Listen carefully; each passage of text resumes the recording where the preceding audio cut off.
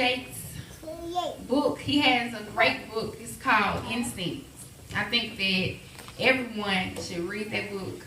It is an awesome book. But one of the things that caught my attention in the book Instinct is T.D. Jakes was talking about, he said that to not look at everything is the same as not looking at anything. Amen. And so he talked about doing a complete analysis, a 360.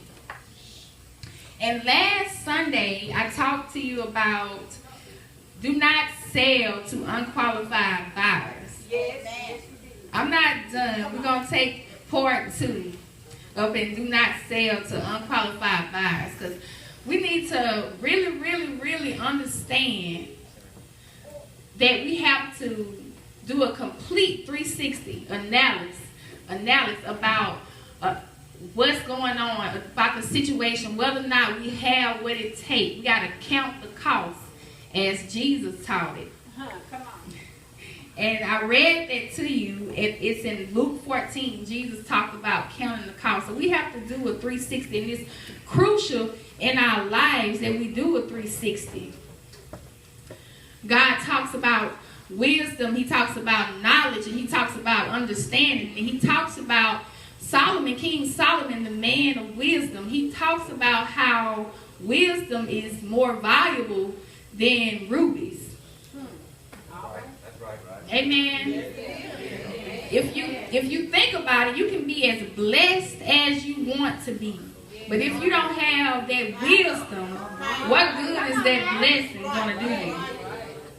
Amen. Because if we get blessed, everybody in this room get $1 million right now.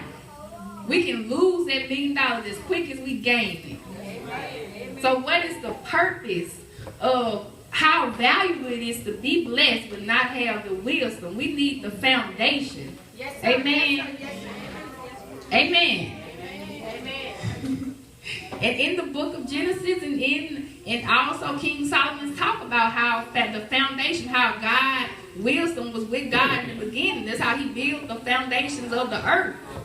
Amen. So wisdom, knowledge, and understanding is spiritual.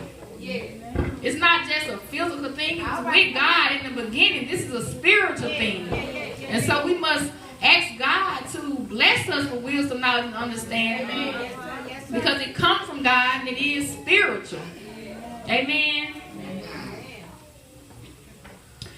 So I'm going to read Luke 14 and 28.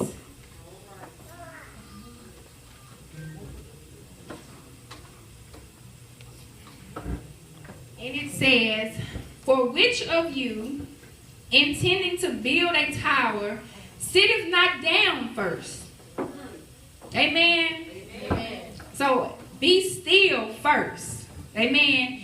Intending to build a tower, sitteth not down first, and counteth the cost. What is this going to take? Whether he have sufficient to finish it. Least happily after he have laid the foundation and is not able to finish it, all that behold it begin to mock him, saying, "This man began to build and was not able to finish." Amen. So I'm just going to stop there. He gave 2 examples, but I'm just going to use this one example to talk about what Jesus was teaching. So this man wants to build a tower, but he don't know what it even takes to build a tower. And I know that Pastor Beverly Miller, she talks about fasting and praying before we make any life-changing decisions. Amen. Amen. So Jesus said, the man who does not sit down first, meaning be still first, go to God in prayer and fasting about this decision that you're about to make in your life, and ask him to bless you with wisdom, knowledge, and understanding, divine wisdom, knowledge, and understanding. Because I talked about it being a spiritual thing. That you may count the cost of this decision that you're about to make in your life. We can't just do things and expect to get somewhere. Just like yesterday, I went on a trip, and the GPS, I'm using my GPS most of the time, and I'm going somewhere and I don't know how to get there. But for some reason, I didn't want to turn the GPS on. So I'm just riding. I said to myself, I'm going to be just riding forever because I ain't got no direction. Amen. So I finally pulled over on the side of the road and put the direction, okay, this is where I want to go. And I put it in my GPS, and then I was able to get there. Because I would have rolled to Texas and back, just driving around with no direction. Amen. Amen. So in life, we have to go to God, count up the cost, know what we're asking for, what it takes to get there. Amen. Well, we got to have a plan. Yes. Amen. We have to be wise about things. We have to have a plan. We have to have a purpose. We have to pray. We have to prepare. We have to practice. Amen. We just can't expect things to just happen on a whim. Amen.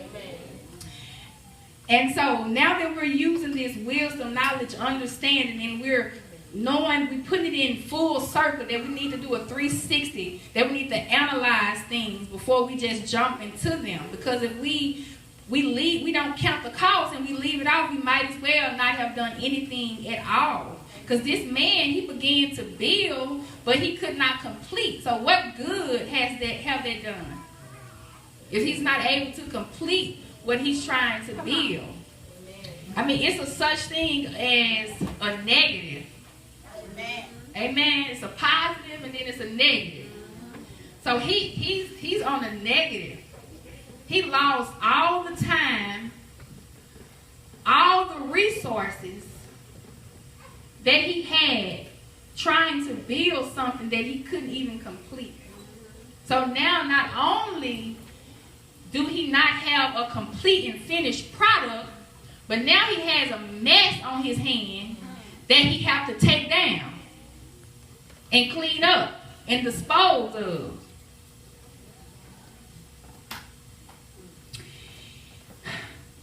And so we're talking about selling to unqualified buyers.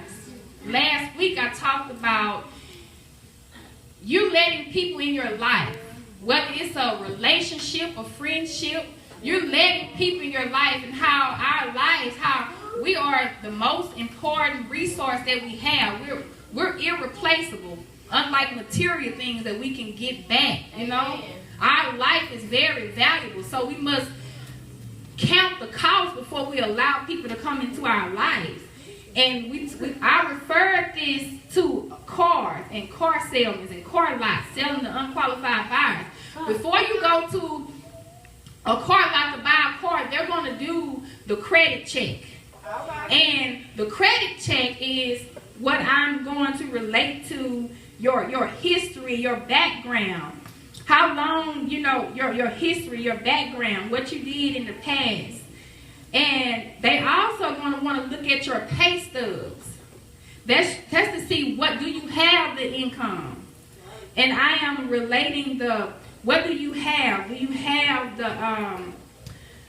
have the income to be able to afford this? And then they're going to look at your job. How long did you have that job? So, do you have knowledge? Do you handle it well?